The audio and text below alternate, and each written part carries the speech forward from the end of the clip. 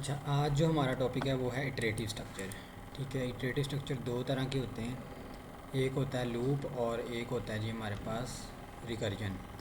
तो यहाँ पे हम एक फ़ाइल बना लेते हैं, उसका नाम मैं रख लेता हूँ इटरेटिव अंडरस्कोर, स्पेस नहीं दे सकते हम नाम के अंदर, स्ट्रक्चर। ये डार्ट फाइल एक बना ली है इटरेटिव स्ट्रक्चर के नाम से। तो ये दो होते हैं, यहाँ पे कमेंट भी कर लेते हैं कि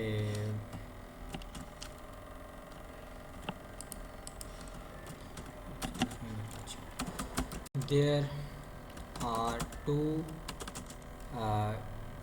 टाइप्स ऑफ इटरेटिव स्ट्रक्चर। पहला है हमारे पास नंबर 1 पे लूप्स।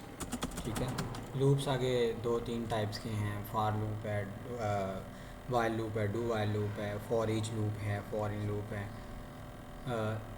मैप है, मैप भी एक तरह का लूप है हमारे पास। तो ये पहले नंबर पे लूप आ जाता है। फिर दूसरे नंबर पे हमारे पास है जी इसके अंदर रिकर्जन। रिकर्जन स्पेलिंग मिस्टेक है। अच्छा जी,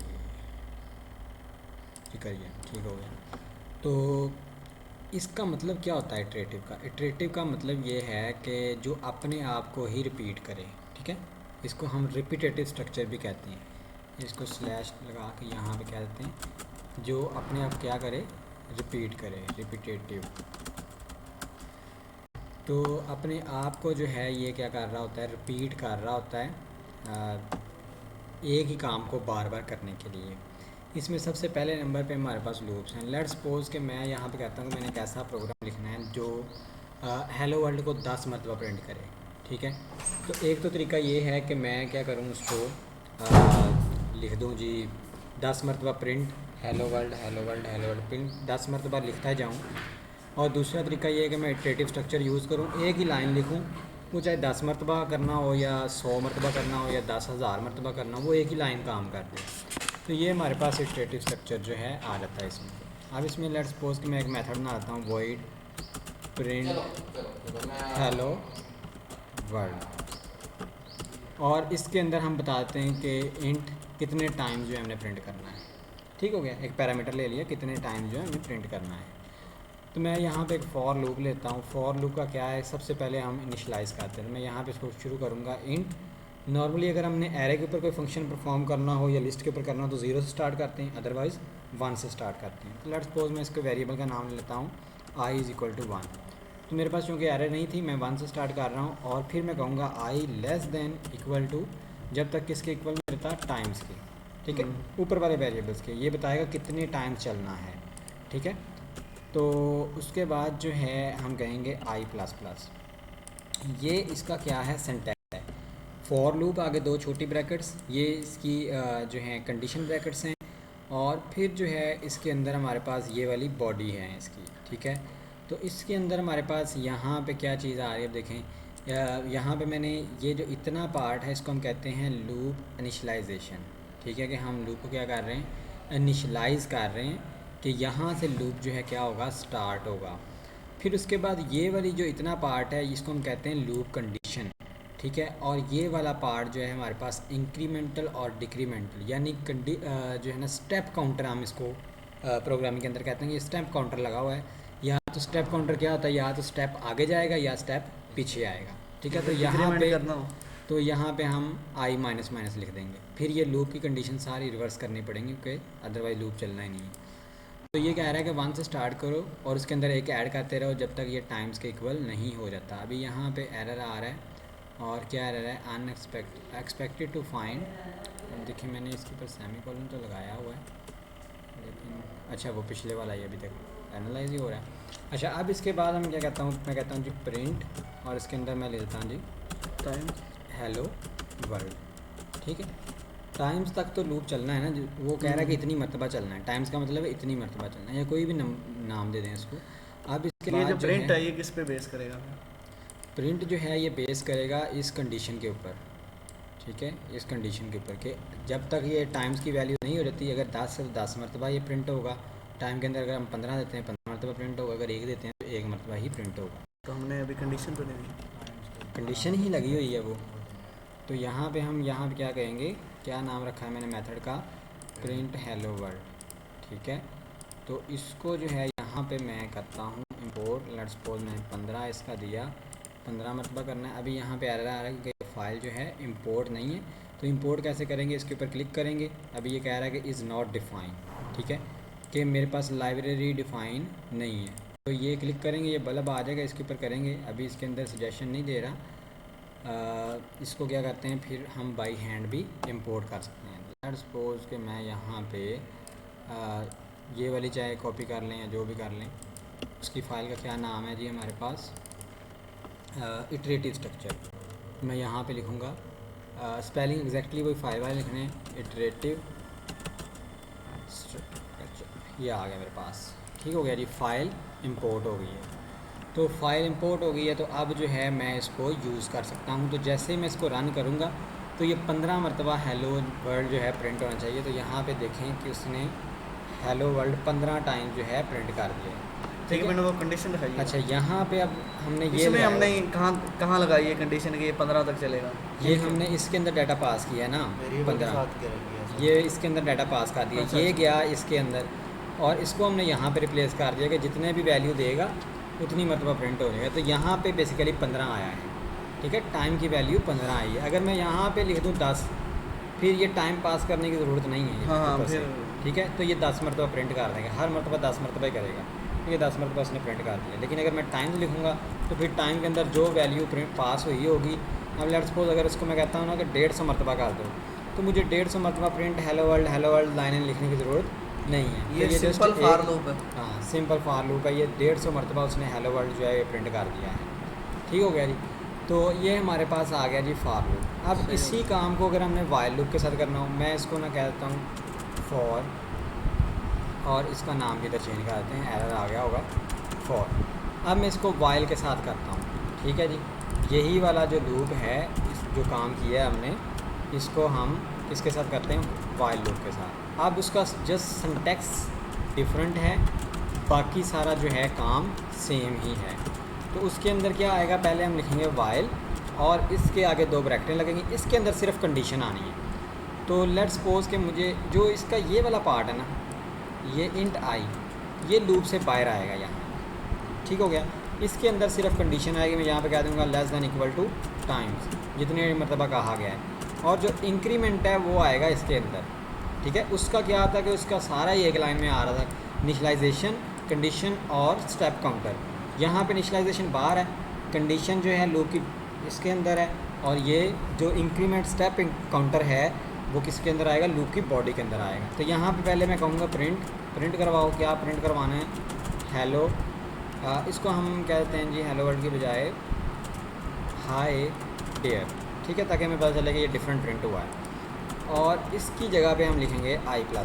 अब ये देखें, ये इसका जो सिंटैक्स डिफरेंट है कि ये उसका सारी चीज़ें इनिशियलाइजेशन, कंडीशन, ये इतनी चीज़ जो है इनिशियलाइज है, लूप स्टार्ट कहाँ से होगा, ये वाला है कहाँ तक चलेगा, और ये स्टेप काउंटर है कितनी देर ये और ये अगर काम सेम कर रही है तो हम फिर उसी को यूज़ करें हमेशा, वाइल को। ये डिफरेंट है ना, इनकी परफॉर्मेंस जो है ना वो डिफरेंट है, दोनों की परफॉर्मेंस जो है वो डिफरेंट है। ज़्यादा परफॉर्मेंस, हाँ, एक तो उसका सिंटैक्स जो है वो सिंपल है, एक ही लाइन के अंदर आता है, याद नहीं रखना पड़ता। हाँ। इसके अंदर जो है हमें अगर कंडीशन लगानी भूल गए या इंक्रीमेंट लगाने यहाँ पे भूल गए तो इसने एरर नहीं देना, यहाँ पे इसने एरर नहीं देना अगर मैं नहीं भी लगाता, ठीक है। तो ये इन्फिनाइट लूप चलेगा अब, क्योंकि आई की वैल्यू तो इंक्रीज़ ही नहीं हो रही। हाँ, एरर नहीं आ जाएगा इनफिनाइट में, पता होती है। ये देखो ना, मैं चला के दिखाता हूँ, अभी ये कॉल नहीं हुआ यहाँ पे है जी, बस बहुत है वैसे इसका नहीं। ये क्या इशू आ रहा है इसका, हेलो वर्ल्ड फॉर, अच्छा उधर फॉर मैंने रिमूव कर दिया, ठीक हो गया। यहाँ पे इसको भी मैं कॉल कर देता हूँ। अब इसके अंदर चाहे मैं 15 डाल दूँ या 20 डाल दूँ, लेकिन क्योंकि हमने कंडीशन जो है नीचे स्टेप काउंटर नहीं लगाया, वो वैल्यू बढ़ नहीं रही, चलता जाएगा इन्फिनाइट चलता जाएगा। देखो ना, ये मूव हो रहा है, रनिंग में है, इन्फानाइटली चलता जाना है। अगर हम गलती से भी लगाना भूल गए, अब ये इन्फानाइट चल रहा है, अगर हमें पता ही नहीं, अच्छा यार वो याद भूल गया वहाँ पे लगाने का, तो एरर नहीं समझ आना कि प्रोग्राम स्टक कर देगा। ये एक ही लूप ने प्रोसेसर लिया, वो प्रोसेसर छोड़ ही नहीं रहा, ठीक है, वो उसने कंटिन्यूसली, अब देखो कितनी पता नहीं कितनी मरतबा इसने प्रिंट कर दिया, रुक नहीं रहा। लेकिन अगर मैं यहाँ, हालांकि प्रोग्राम चल के प्रोग्राम रनिंग में है, प्रोग्राम स्टॉप नहीं हुआ, ठीक है, लेकिन अगर हम यहाँ पे i++ लगा देते हैं और दोबारा से इसको मैं स्टॉप करके चलाता हूँ, फिर इसको मैंने अगर 15 वैल्यू दी है तो 15 मरतबा प्रिंट करने के बाद स्टॉप हो जाएगा फौरी तौर पे प्रोग्राम, ठीक है। तो ये इसका इशू होता है कि इसके जो सिंटैक्स है उसके अंदर गलती का इम्कान ज़्यादा हो जाता है कि हमें याद भूल सकता है कि हमने यहाँ पे स्टेप काउंटर लगाना था। अब यही वाला काम जो है हम इसको करते हैं जी वॉइड डू वाइल लूप से, ठीक है। तो इसके अंदर हमारे पास आ जाएगा जी डू वाइल लूप। अब इसका भी तकरीबन ऊपर वाले के साथ जो है ना मिलता जुलता सिंटैक्स है इन टाइम्स, और इसके अंदर हम कहेंगे जी, इसके अंदर भी वैल्यू बाहर लेनी है, int I is equal to initialization बाहर ही होगी। उसके बाद आएगा जी डू, क्या करो, काम करो, ठीक है, डू काम करो, और इसके बाद यहाँ पे लगेगा वाइल, और उसके अंदर आएगी कंडीशन। तो हम यहाँ पे कहेंगे i less than equal to times, कि जितने टाइम्स तक करना है वो वाला करवाओ। अब जो इंक्रीमेंट है वो यहाँ पे आएगा, ठीक है, और जो हमारे पास प्रिंट स्टेटमेंट है या जो भी कोड एग्जीक्यूट करवाना है वो यहाँ पे आएगी। लेट्स सपोज मैं कहता हूँ हेलो नुमान। सर ये वही काम करता है जो उसमें कंडीशन के बाद हाँ, ब्रैकेट करते हैं। तो ये जो सिंटैक्स का डिफरेंट है, परफॉर्मेंस बेस भी डिफरेंस है, सिंटैक्स भी डिफरेंट है, मुश्किल सिंटैक्स है इसका। तो अगर इसको मैं रन करूँ, और इसको भी मैंने कॉल नहीं किया था इधर, तो मैं यहाँ पे कर देता हूँ जी कॉल इसको प्रिंट डू वाइल के साथ, और इसको मैं कहता हूँ कि ये चलाओ और 10 टाइम जो है चलाना है। तो ये कहेगा जी हेलो नुमान 10 टाइम जो है, ठीक है, ये 10 टाइम करके स्टॉप हो गया, ठीक हो गया जी। तो ये हमारे पास जो है ना ये 3 तरह के लूप्स हैं। चौथा है फॉर ईच लूप, ठीक है, फॉर ईच लूप वो चलता है लिस्ट के ऊपर। लिस्ट हमारे पास अभी है नहीं, वैसे मैं आपको चला के दिखा देता हूँ एक वॉइड, और उसके अंदर मैं कहता हूँ जी लेट्स सपोज कि यही वाला लूप लगाते हैं, और उसका मैं नाम रखता हूँ for each loop, for each, ठीक हो गया। और इसके अंदर मुझे ऊपर टाइम्स नहीं देने पड़ते, क्योंकि इसके अंदर कंडीशन लगनी नहीं है टाइम्स वाली, कहाँ तक चलाना है। पहले तो यहाँ पे मैं एक वेरिएबल लूँगा वार, और उसका मैं नाम रखता हूँ लिस्ट, ठीक है। इसके अंदर मैं लिस्ट बनाता हूँ, उसके अंदर मैं लिखता हूँ जी हेलो, इसके अंदर मैं रख लेता हूँ जी अली, इसके अंदर मैं रख लेता हूँ जी अब्दुल्ला, ठीक है, इसके अंदर मैं रख लेता हूँ जी हसन, ठीक है, इसके अंदर मैं रख लेता हूँ जी नुमान। ये कुछ जो हैं वैल्यूज़ मैंने इसके अंदर डाल दी। अब मैंने इन वैल्यूज़ को एक्सेस करना है, तो मैं लूप चलाऊँगा। कैसे चलाऊँगा, यहाँ पे मैं लिखूँगा लिस्ट डॉट फॉर ईच, ठीक हो गया। तो ये डायरेक्ट ऐसे चलता है। अब इसके अंदर मैंने प्रिंट करवाना है ना, तो ये एलिमेंट के अंदर डाटा आ जाएगा सारा इसका। तो मैं जस्ट यहाँ पे लिखूँगा प्रिंट एलिमेंट, ठीक है। प्रिंट एलिमेंट के अंदर वो सारी एक 1 बाय 1 आता जाएगा। मैं इसको कॉल करूँगा, उधर कॉल किया यहाँ पे, और फिर इसको रन कर देंगे। तो अब जो भी डाटा उसके अंदर पड़ा हुआ है हेलो अली अब्दुल्ला, हाँ एक इंडेक्स को नहीं करेगा, नहीं सारे को ही करेगा। ये फॉर ईच का मतलब हर एक को नहीं सर, वो ठीक है बात। मैं कह रहा हूँ कि अगर हम एक इंडेक्स के ऊपर मंगवाना चाहें नहीं करेगा। वो अगर एक का करवाना है तो फिर लूप की ज़रूरत ही नहीं है। हम यहाँ पर डायरेक्टली करवाएंगे प्रिंट, और उसके अंदर लिखेंगे लिस्ट, इसका आ जाएगा जी लिस्ट का नेम, हमारी लिस्ट का नेम लिस्ट ही रखा हुआ है, और आगे index number. Let's suppose 2 number पे क्या पड़ा हुआ है अब्दुल्ला, तो ये अब्दुल्ला प्रिंट करवा देगा इसमें। तो उसके लिए लूप की ज़रूरत ही नहीं पड़ती हमें। सर अगर ज़्यादा लिस्ट हो, क्या चीज़, यानी एक से ज़्यादा लिस्ट हो, एक से ज़्यादा लिस्ट हो, तो उसको हर डिफरेंट तरीके से मैनेज करना पड़ेगा ना। कि अगर हमने एक लिस्ट में से 2 नंबर इंडेक्स निकालना है, दूसरी में से भी 2 नंबर निकालना है, उसको भी दूसरी को भी कॉल करना पड़ेगा साथ में। वो बात नहीं मैं कह रहा हूँ सर, मैं ये कह रहा हूँ वो बात ठीक है आपकी कि हम लूप नहीं लगाएंगे जो अगर हमने एक इंडेक्स निकालना है। मैं कह रहा हूँ लूप के ज़रिए अगर 3 से 4 लिस्ट हमारे पास, तो हर एक लिस्ट के ऊपर डिफरेंट लूप लगेगा। हाँ, हर एक वो भी सिर्फ एक ही के ऊपर चलना है। अगर 3-4 लिस्ट हैं, फॉर लूप को भी चलाया। अब ये वाला काम जो है फॉर ईच लूप के साथ किया है। अगर मैं इसको ये वाला कमेंट कर देता हूँ नीचे वाला, ठीक है, ये फॉर ईच चल रहा है, मैं इसको कमेंट करके इसको मैं फार लूप के साथ भी प्रिंट करवा के दिखाता हूँ। मैं इसको अब इसको स्टार्ट कहाँ से करेंगे, int I is equal to zero, क्योंकि प्रोग्रामिंग जो है ज़ीरो स्टार्ट होती है। I less than equal to क्या करेंगे, variable name, I less than equal to list dot length, इसकी लेंथ तक चलाना है, जितने उसके अंदर एलिमेंट्स हैं हाँ। उतनी मरतबा चलाना आई है। प्लस प्लस और इसको मैंने लेस दैन इक्वल टू नहीं किया, क्यों नहीं किया, क्योंकि ज़ीरो स्टार्ट कर लिया था। ठीक है, जब ज़ीरो स्टार्ट किया फिर इक्वल टू नहीं आएगा, लेस दैन ही आएगा। और इसके अंदर मैं क्या करूँगा, लिखूँगा प्रिंट और आगे लिखूँगा लिस्ट और आगे इंडेक्स पास करूँगा आई। ठीक है, आई की वैल्यू चेंज हो रही है। अब ये भी सेम ही मेरे पास जो है उसको प्रिंट कर देगा, ये देखो। ठीक है, तो हम फार लूप से भी कर सकते हैं, लेकिन फार लूप ने भी एक ही लिस्ट को प्रिंट करना है।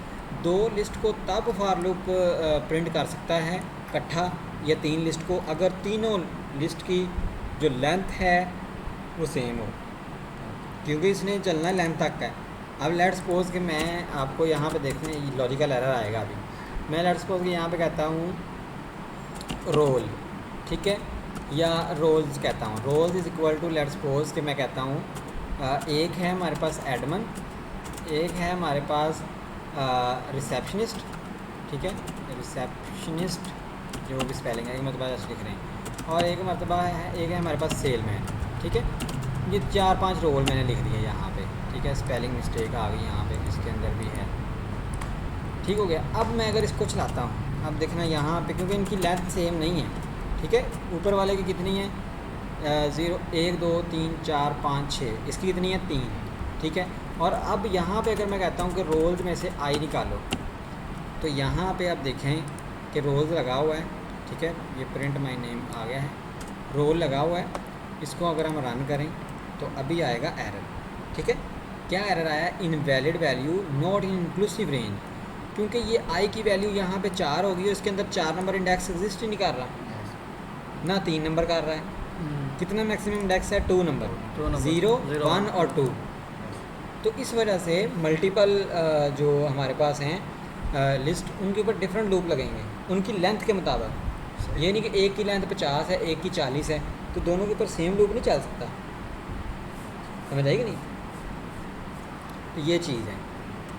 तो ये हमारे पास था हमारा इटरेटिव स्ट्रक्चर। ठीक हो गया। अब इसके बाद जो है हमारे पास जो दूसरे वाला आ जाता है वो है रिकर्जन। ठीक है, जो ऊपर मैंने बताया रिकर्जन। और रिकर्जन क्या होता है, रिकर्जन हम जो है ना तब इस्तेमाल करते हैं। क्या चीज़, ये फंक्शनल प्रोग्रामिंग के अंदर ये हमारा आखिरी लेक्चर है, इसके बाद स्टार्ट करना है। नहीं, ये जो हम पॉइंट कर रहे हैं। पॉइंट। अच्छा, लूप्स जो हैं अब 3 कर लिए हमने, 4 कर लिए। एक फॉर लूप किया, for loop, while loop, do while loop और for each loop. For each loop. अब ये लूप जो है ना, ये कोशिश की जाती है कि जब हम कोई ऐप बनाएं ना, कम से कम इस्तेमाल करें। उसकी वजह क्या है कि जब लूप एक मतलब प्रोसेसर ले लेता है ना, उसकी जान नहीं छोड़ता जब तक अपना काम कंप्लीट ना कर ले।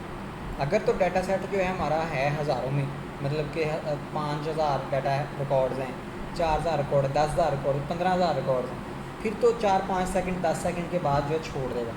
लेकिन अगर जो है वो लाखों में छा रहा है डाटा, फिर इसने मोबाइल ही हैंग कर देना।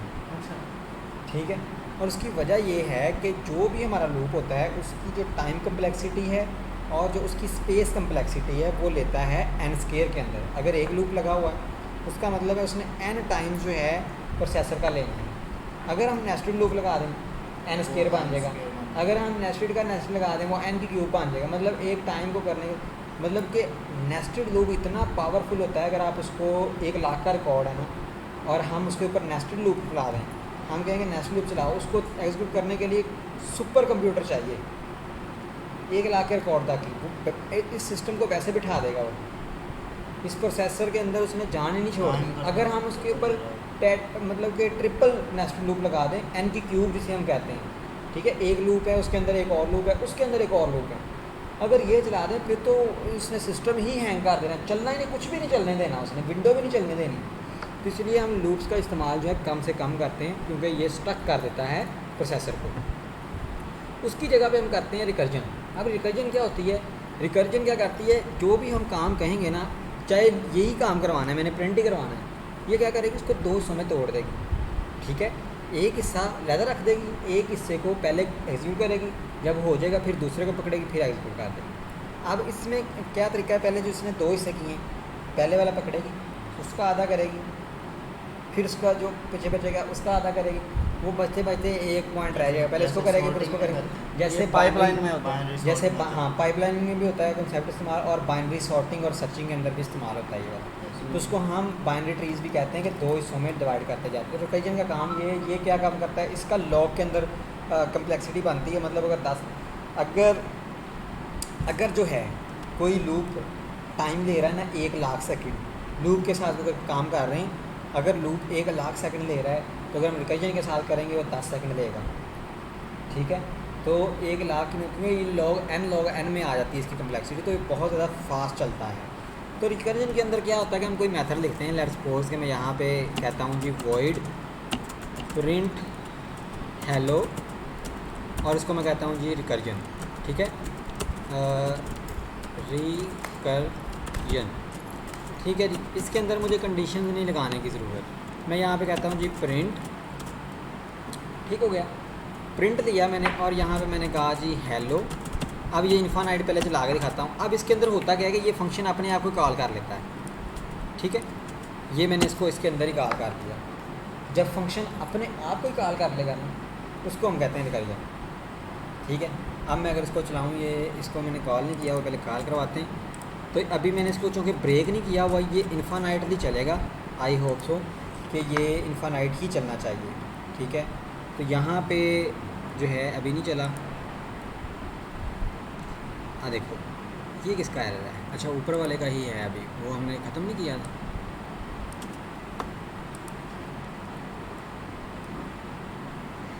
अच्छा ये देखो क्या आ गया, हमारे पास हेलो प्रिंट हो रहा है, ठीक है।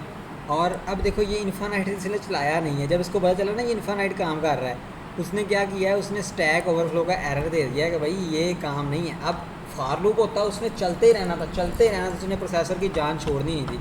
अब ये चला है, चलने के बाद उसने एग्जेप्शन थ्रो की, ये अनहैंडल एग्जेप्शन स्टैक ओवरफ्लो के मेमोरी स्टैक की ओवरफ्लो कर गई, इस वजह से मैं इसको बंद कर रहा हूँ। तो ऐप स्टक नहीं होगी, अगर गलती से भी हमारे पास कंडीशन मिस हो गई है तो ऐप स्टक नहीं होगा। अब इसके अंदर मैं क्या करूँगा, इसके अंदर मैं कहता हूँ भाई कि आई की वैल्यू यहाँ पे मैं लेता हूँ एंड इंट आई, हम इसको ब्रेक डाउन करते हैं।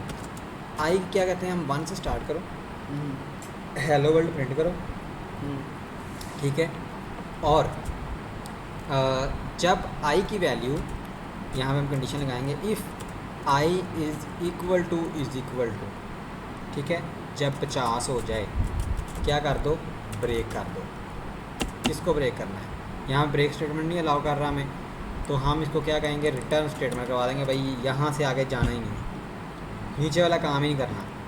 और इसके बाद जो है रिकर्जन के बाद हेलो वर्ल्ड के बाद हम कहेंगे i++। अभी हम इसको चेक करते हैं क्या ये काम करता है या नहीं करता।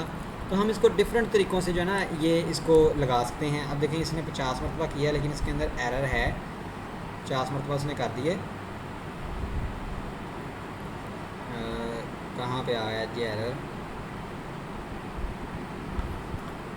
आजा, ये 50 से ज़्यादा मरतबा हो गया मेरे ख्याल से। ये वही स्टैक ओवरफ्लो का एरर आया, इसको दोबारा से रन करते हैं, ये ठीक हो गया। स्टैक ओवरफ्लो का एरर आ रहा है प्रिंट हेलो रिकर्जन के अंदर। तो हमने यहाँ पे इसको कहा कि भाई अगर अब ये कंडीशन इस तरीके से भी हो सकती है कि रिटर्न नहीं करवाना हो, ठीक है। तो हम क्या कहें जी, यहाँ पे कंडीशन लगा देंगे अगर आई की वैल्यू वो 50 तक है या लेस देन 50 है तो चलता रहे। तो हम यहाँ पे क्या कहते हैं, इफ़ क्या कहूँगा यहाँ पे, i is less than equal to, कि अगर 50 या 50 से कम है तो क्या करता रहे, हेलो वर्ल्ड प्रिंट करता रहे, और रिकर्जन उसके अंदर ही कॉल होती रहे। जब 50 से कम हो जाएगी वैल्यू, रिकर्जन ही नहीं कॉल होगी तो लूप ब्रेक हो जाएगा। तो ये हमारे पास इसका दूसरा मेथड है। तो हमारे पास ये लूप यहाँ पे इसने ब्रेक कर दिया। अब हम इसको चेक करते हैं ये कहाँ तक प्रिंट हो रहा है। तो मैं इसके साथ आई की वैल्यू भी साथ में प्रिंट करवाता हूँ कि कितनी मरतबा ये प्रिंट हुआ, फिर हमें इससे एरर का पता चलेगा कितनी मरतबा आया है। तो यहाँ पे देखें कि हमारे पास जो है ना ये मसला ये आ रहा है कि आई की वैल्यू चेंज ही नहीं हो रही, ठीक है। आई की वैल्यू चेंज कैसे पता चला, हमने आई की वैल्यू को प्रिंट करवाया, हमेशा 1 ही रह रही है। तो मैं कह रहा हूँ कि आई जब वो आई है ही नहीं तो वो इन्फिनिट चल रहा है, तो अब इसको कैसे ब्रेक करें हम। इसको ब्रेक ऐसे करेंगे, ये जो इंक्रीमेंट ऑपरेटर है इसको इसके नीचे दे देते हैं। क्या ख्याल है यहाँ पे? तो अब तो आई की वैल्यू चेंज होगी ना। तो अब यहाँ पे 2 ही है, लेकिन 2 के ऊपर वो चलता जा रहा है, चलता जा रहा है, चलता जा रहा है। तो अब इसके अंदर इशू क्या है? इसके अंदर इशू ये है कि हमारे पास जो इनिशलाइजेशन है वो दोबारा से आगे इसको 1 कर देती है। जैसे कॉल होता है लूप जो है, अब मैंने ये कॉल किया है, उसने दोबारा से 1 ले लेना है, तो इसको उठा के हम ग्लोबली वेरिएबल दे देते हैं। तो इसको हम कहते हैं डीबगिंग। जो मैंने अभी काम किया ना, पहले वो एरर आ रहा था, मैंने उसको कंडीशन लगाई, फिर ऊपर ले गया, इसको हम कहते हैं डीबगिंग। के हम चेक कर रहे हैं कहाँ पे ये स्टक हो रहा है। अब देखो मैंने उसको बाहर निकाला है, एग्जैक्टली 50 में रखा है, ठीक है। तो मसला समझना होता है हमने कि प्रॉब्लम है क्या। असल में प्रॉब्लम ये थी कि जब भी फंक्शन कॉल होता था तो अपनी वैल्यू फिर से 1 कर देता था खुद ही, ठीक है। तो हमने क्या कहा, हम बाहर से उसको इनिशलाइज़ करेंगे, उसकी वैल्यू बाहर से इनिशलाइज़ करेंगे, उसके बाद ये लूप चलेगा। अब देखें इसके अंदर लूप नहीं है, लेकिन 50 में तो प्रिंट हुआ है बिल्कुल। तो इसकी जो एग्जीक्यूशन पावर है, जो इसकी मतलब कि चेंज करने की पावर है, वो बहुत ज़्यादा फास्ट है। अगर मैं अब यहाँ से उठा के भी ना इसको यहाँ पे भी दे दूँ तो भी कोई इशू नहीं है, कंडीशन के अंदर, बिल्कुल कंडीशन के अंदर। या इसको यहाँ पे भी दे दूँ तब भी कोई मसला नहीं। यहाँ पे इशू था, बिल्कुल ग्लोबल बन गया। अब आ गया इशू, क्यों? क्योंकि यहाँ पे उसने दोबारा से अपने आप कॉल कर लिया, आई की वैल्यू इंक्रीमेंट की। लेकिन अगर मैं ये वाली वैल्यू हेलो के बाद दे दूँ फिर कोई एरर नहीं है। क्यों नहीं एरर? क्योंकि वो जैसे ही आई की वैल्यू प्रिंट करेगा ऑटोमेटिकली उसने एक इंक्रीमेंट करके जाना है इसके अंदर। अब देखिए 1 से स्टार्ट हुआ है और कहाँ पे ख़त्म हुआ है, 50 पे। तो ये लूप का अल्टरनेटिव है, इसको हम रिकर्जन बोलते हैं कि फंक्शन जब अपने आप को कॉल करे उसको हम कहेंगे रिकर्जन। लेकिन जब हम रिकर्जन यूज़ करते हैं उसको ब्रेक डाउन करना बहुत ज़रूरी होता है, अदरवाइज़ वो भी इन्फिनाइट चलती है जैसे आगे चल रही थी ये कंडीशन।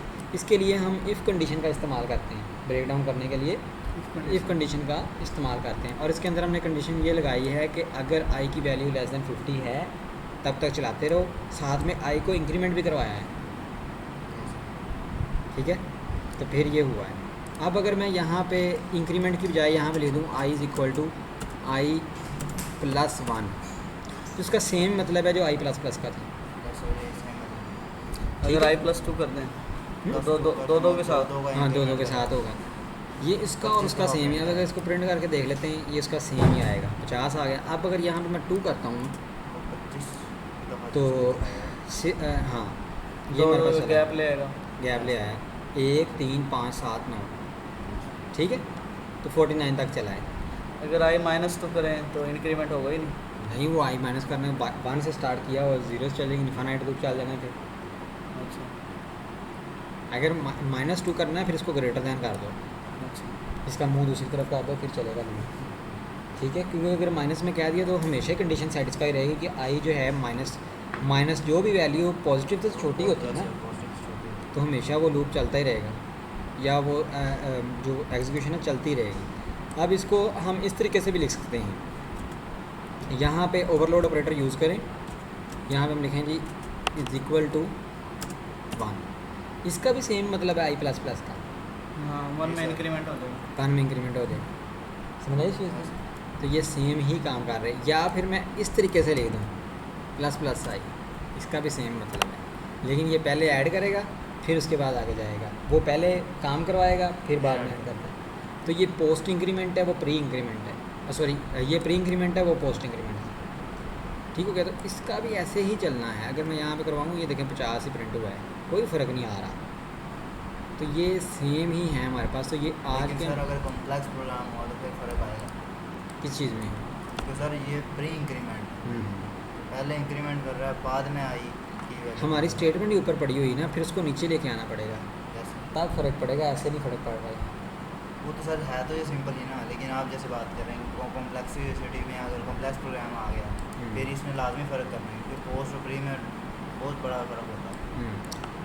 ठीक हो गया। तो यहाँ तक समझ आई लूप्स की, 4 लूप्स और एक रिकर्जन जो है हमारे पास। तो ज़्यादातर जो है हम अगर हमने एफिशिएंट प्रोग्राम बनाना हो ना, जो स्पीड के साथ चले, परफॉर्मेंस उसकी अच्छी हो, जल्दी से लोड हो, फिर हम रिकर्जन यूज़ करते हैं, लूप्स का इस्तेमाल नहीं किया जाता।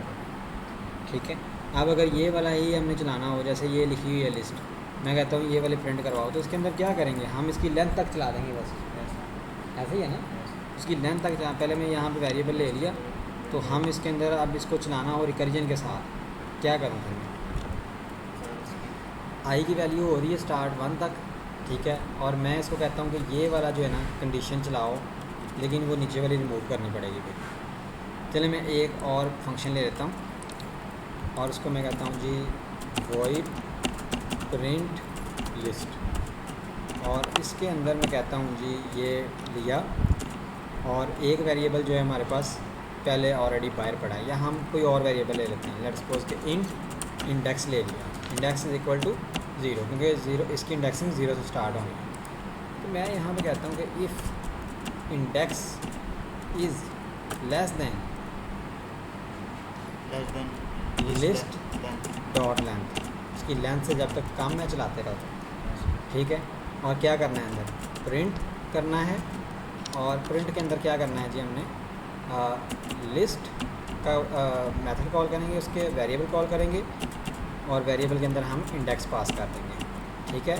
और इसके बाद इंडेक्स प्लस प्लस, और साथ में यही वाला मेथड नीचे कॉल हो जाएगा, कॉपी पेस्ट। तो हमने फॉर लूप के साथ भी किया था इसको, अब उधर कॉल करके देख लेते हैं ये काम करता है या नहीं करता। तो रन करते हैं इसको, तो ये हमारे पास आ गया, ठीक है, बगैर लूप के चल गया। तो लूप के बगैर भी काम कर सकते हैं, और उसकी एफिशिएंसी भी ज़्यादा होती है। लूप जो है जब उसने एक मतलब CPU ले लिया, उसने CPU नहीं छोड़ना। लेकिन अगर हम रिकर्जन के अंदर लगा देते हैं इन्फानाइट, अगर प्रोसेसर को पता चल गया, और उस प्रोसेसर को फौरी तौर पे सेंस हो रहती है कि ये इन्फानाइट चल रहा है, ब्रेक कर देगा खुद।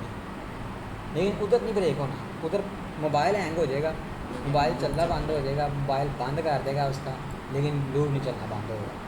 इसके अंदर खुद वो उसको रिकर्जन को ही ऑफ कर देते हैं। तो ये दोनों के डाटा स्ट्रक्चर के अंदर डिफरेंस है, समझ आएगी। ये हमारा आज का टॉपिक था, इटरेटिव स्ट्रक्चर आप इसको कहते हैं, या रिपीटिव स्ट्रक्चर, ठीक है, कि हमने एक काम बार बार करवाना है, कैसे करवाएं, ठीक है। अब लेट्स सपोज कि ये कहाँ पे यूज़ किया जाता है, लेट्स सपोज कि एक यूनिवर्सिटी के अंदर एक क्लास पढ़ रही थी 3rd सेमेस्टर के अंदर, ठीक है, और उन्होंने फाइनल एग्ज़ाम दे दिए, अब वो सारे के सारे चले गए हैं 4th सेमेस्टर के अंदर। तो मैंने उनका सेमेस्टर अपडेट करना है, तो बजाय मैं एक एक बच्चे का अपडेट करूँ, मैं लूप चलाऊँगा, और कहाँ तक चलाऊँगा, क्लास की लेंथ तक, कि क्लास की लेंथ कितनी है, 60 बच्चे हैं, 60 तक चलेगा, या रिकर्जन कॉल करेंगे और हम कहेंगे इसका सेमेस्टर क्या कर दो, 4th कर दो।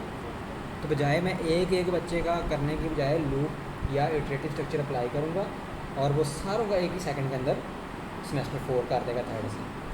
ये चीज़ इस वजह से रिकर्जन में फ़ायदा है कि अगर जैसे 3rd सेमेस्टर के तो एक यूनिवर्सिटी में वो 50 तो नहीं होंगे, वो तकरीबन हो सकता है हज़ारों में 3rd सेमेस्टर में, तो सर रिकर्जन में वो ब्रेक कर देगा अगर नहीं, ब्रेक नहीं करेगा। हम जब किसी क्लास को अपडेट करते हैं तो हम उसका पहले स्पेसिफिक डाटा देते हैं कि फ़लाँ प्रोग्राम की यानी BScs की फ़लाँ सेशन की, यानी 2022 से लेकर 2025 तक सेशन है, उस क्लास का 3rd सेमेस्टर अपडेट करना है। ये नहीं होता कि पूरी यूनिवर्सिटी का ही 3rd को 4th करना है, वो क्यूरी बेस होता है, उसमें हम कंडीशन लगा के फिर लूप इम्प्लीमेंट करते हैं। तो शुरू में कंडीशन लगेगी उसमें कि हाँ, ये वाला सेशन बिल्कुल। इस तरीके से तो पूरी यूनिवर्सिटी के अंदर अगर 2 लाख बच्चा सबको चेक करेगा, तो पहले चेक करेगा कि 3rd वाले कौन से हैं, फिर वो सारे 3rd वाले में कर देगा 4th में, वो चाहे हुए या ना हुए। सर वो फिर सेशन का फ़र्क पड़ जाता है। हाँ बिल्कुल पड़ेगा, कि उससे अगर पीछे आ जाओ अंदर डाटा बड़ा होता है, डाटा बिल्कुल मिला उसको नहीं करेगा। मेन एड्रेस से आ जाओ। और एक